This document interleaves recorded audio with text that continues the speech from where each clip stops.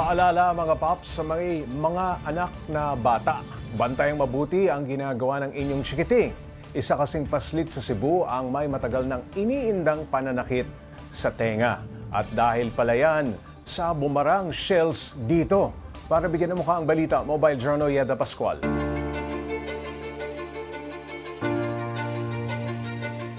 2 taong gulang pa lang noon si Anika ay hilig na nitong magtampisaw. Kwento ng kanyang nanay Lorna, isang araw isinama ng kanyang lola sa dagat ang bata para maligo. Pero kinabukasan, nagreklamo na raw ang anak na may makati at makirot sa kanyang tenga. So akala ko po, baka napasukan lang po ng tubig. Kaya chinek up ko po siya sa hospital. Sabi sa doktor, swimmer infection daw, ganun. Tapos, binigyan po ako ng resita ng doktor, pampatak. Kasi yung tainga niya, nagkaroon ng inflammation po. Kahit ginagamot, nagpatuloy lang ang sakit sa tenga ng bata. Magkalipas ang 3 taon, nakaipon na si Anika para madala sa ospital ang anak. Nang suriin, may kakaiba na palang mga bagay sa loob ng kanyang tenga. Yung pagpunta namin doon sa doktor, pagkuha po ng shells doon, sabi niya, hindi naman po atuli, hindi shells po yung nasa loob ng tainga ng bata. Doon po nakita namin kung ano yung nasa loob ng tainga, mga shells.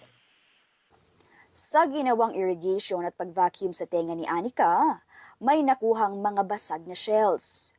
Ayon sa isang ear, nose and throat doctor, maaaring dala ng curiosity kaya may mga batang mahilig maglagay ng mga maliliit na bagay sa butas ng ilong at tenga.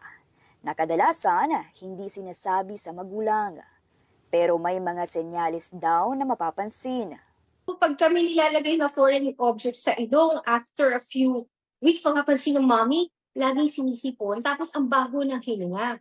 Ganon din sa ears. Kunyari, may infection, nagbabasa, hindi naman sinasabi ng pasyente. Mapapansin na, nilapitan mo mabaho. Tapos may discharges. Kaya paalala ni Doc sa lahat ng mga magulang kapag may napapansin ng kakaiba sa mga anak at nakakaramdam na ito ng pagkirot, pangangati ng tenga at pagsakit ng ulo, huwag na mag-atubiling magpatingin sa doktor. May possibility na yung eardrum pwede siyang mabutas.